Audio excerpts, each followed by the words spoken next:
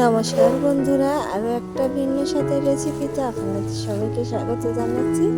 তো এই হচ্ছে ঘটকুল শাক। তো এই শাকটা আজকে কী করে কেটে নেব এবং ভাজি করব সেটা আপনাদের দেখাবো। আর এই শাকটা খেতে খুবই ভালো লাগে। আর জ্বর সর্দি হলে ভাত খেতে মন না চাইলে এই শাক দিয়ে ভাত খেতে খুবই ভালো, আর মুখে রুচিও বাড়ায় এবং গায়ের ব্যথাও কমে।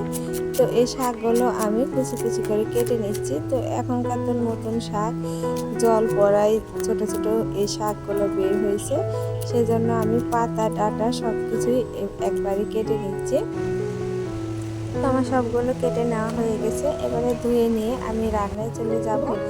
তো গ্যাসে একটা কড়াই বসিয়ে দিয়েছি। এবারে দিয়ে দিলাম পরিমাণ মতো সয়াবিন তেল। তো সরষের তেল দিয়েও করতে পারেন। তো আমি শুকনো মরিচ বাটা দিয়ে দিলাম, আর দিয়ে দিলাম পাঁচফোড়ন, আর দিয়ে দিলাম কয়েকটা কাঁচামরিচ। এবারে সবগুলো একটু ভেজে নিলাম। এবারে শাকগুলো দিয়ে দিলাম। আর এই শাকটা দেওয়ার দেখেন কতটা কমে যাচ্ছে আলু শাক। আর এই শাকটা খেতে ভালো লাগে। একটু ফোটার সময় হয়তো হাত চুলকায়, কিন্তু রান্না করলে একটু টক দিয়ে এই হাত এবং মুখও চুলকায় না, খেতে খুবই ভালো লাগে। তো এবারে দিয়ে দিলাম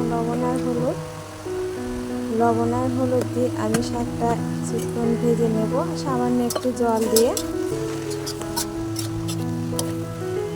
আর এই দেখুন বন্ধুরা, জল দেওয়ার পর কতটা শাক কমে গিয়েছে। তো এই শাক থেকে অনেকটা জল বের হবে। তো এভাবে নেড়ে চেড়ে আমি কিছুক্ষণ এই শাকটা ভাজি করে নেব। তো বন্ধুরা, আমার আজকের রেসিপিটা কেমন লাগছে কমেন্টে জানাবেন, এবং আমার চ্যানেলটিকে লাইক করে দেবেন, সাবস্ক্রাইব করে পাশের বেল বাটনটা অন করে দেবেন। যখন কোনো নতুন ভিডিও ছাড়বো সবার আগে দেখতে পাবেন। আর যারা ফেসবুক থেকে দেখছেন আমার আজকের এই রেসিপিটা, লাইক এবং ফলো দিয়ে দেবেন এবং শেয়ার করে দেওয়ার অনুরোধ জানাচ্ছি।